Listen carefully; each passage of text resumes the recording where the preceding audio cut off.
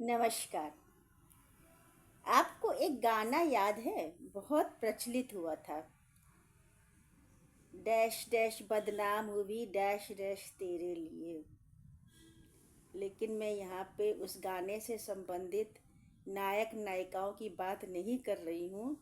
मैं बात कर रही हूँ किसी और चीज़ की। मैं बात कर रही हूँ ग्रहण की।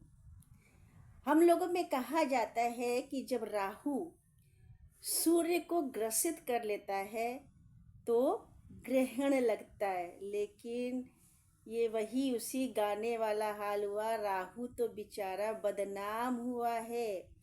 असली खेला तो ये जो दो भाई बहन हैं, हमारी धरती मैया और चंदा मामा, इनका किया हुआ है। और फिर उसी का बदला लेने के लिए सूरज दद्दा और धरती मैया एक में मिल जाते हैं, तो लगते हैं सूर्य ग्रहण और चंद्र ग्रहण।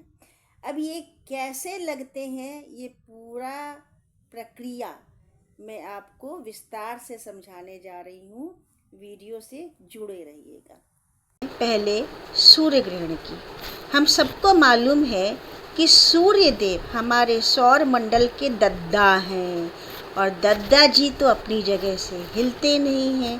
बाकी जो उनके बालक बालिकाएं हैं, मतलब जो बाकी के ग्रह हैं, वो उनके चक्कर काटते रहते हैं। दद्दा थोड़ी सी रोशनी दे दो, दद्दा थोड़ी सी गर्मी दे दो। और फिर होते हैं उपग्रह, जो अपने अपने ग्रह के चक्कर काटते हैं। मम्मी कुछ थोड़ा सा ये दे दो, मम्मी थोड़ा सा ये दे दो, दीदी थोड़ा सा ये दे दो। ठीक है, तो पृथ्वी हमारे सूर्य का चक्कर काटती है और चंदा मामा हमारी धरती मैया का चक्कर काटते हैं। अब जैसा कि आप चित्र में देख रहे हैं, जब सूर्य दद्दा और धरती मैया के ठीक बीच में चंदा मामा आ जाते हैं, तो वो दद्दा की रोशनी को धरती मैया पर आने से रोक देते हैं और मामा की छाया हमारी धरती मैया पे पड़ती है। तो जितना हिस्सा चंदा मामा सूरज दद्दा का रोकते हैं, उतना हिस्सा सूर्य का हमें नहीं दिखाई देता है। अब सूर्य का कितना हिस्सा कहाँ से दिखाई देगा, ये निर्भर करता है कि आप धरती में किस हिस्से पे खड़े हैं। जैसे मान लीजिए एक आदमी खड़ा है, अगर आप उसको सामने से देखेंगे तो वो आपको पूरा दिखाई देगा।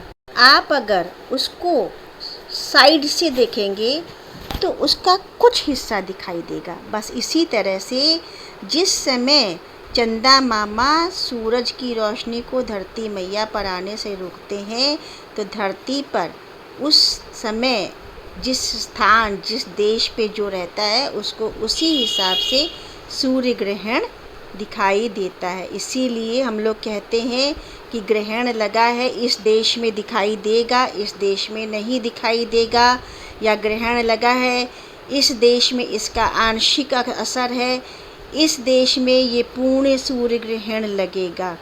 तो ये होती है हमारी चंदा मामा की शैतानी, जो कभी कभी वो धरती मैया और सूरज दद्दा के बीच में आके और अपनी परछाई धरती मैया पे डाल देते हैं। और हम लोग कहते हैं सूरज दद्दा को राहु ने ग्रसित कर लिया। बताओ जरा, शैतानी तो सारी चंदा मामा की।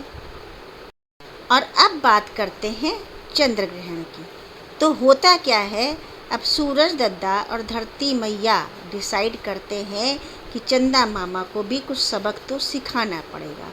तो घूमते घूमते घूमते जब सूरज दद्दा, धरती मैया और चंदा मामा एक सीध में आ जाते हैं, तो धरती मैया सूरज दद्दा और चंदा मामा के एकदम बीच में आ जाती है। और अब क्या होता है, धरती मैया सूरज दद्दा की रोशनी चंद्रमा पर पहुंचने से रोक देती है और अब धरती मैया की परछाई चंदा मामा पे पड़ती है। जिससे उस परछाई की वजह से चंदा मामा का वो हिस्सा हमें दिखाई नहीं देता है और हम कहते हैं चंद्र ग्रहण लग गया। ठीक सूर्य ग्रहण की तरह चंद्र ग्रहण का भी यही है कि जिस समय चंद्रमा पर धरती मैया की परछाई पड़ती है उस समय किस देश में किस स्थान पे कोई खड़ा है, उसको किस डायरेक्शन से चंदा दिखाई दे रहा है, तो वो चांद का ग्रहण उसी हिसाब से देखेगा। इसीलिए चंद्र ग्रहण के समय भी हम लोग कहते हैं इस हिस्से में दिखाई देगा, इस हिस्से में थोड़ा सा दिखाई देगा और इस हिस्से में ज़्यादा दिखाई देगा। तो हमारे सूरज दादा, धरती मैया और चंदा मामा का ये खेल आपको कैसा लगा कमेंट में ज़रूर बताइएगा। धन्यवाद।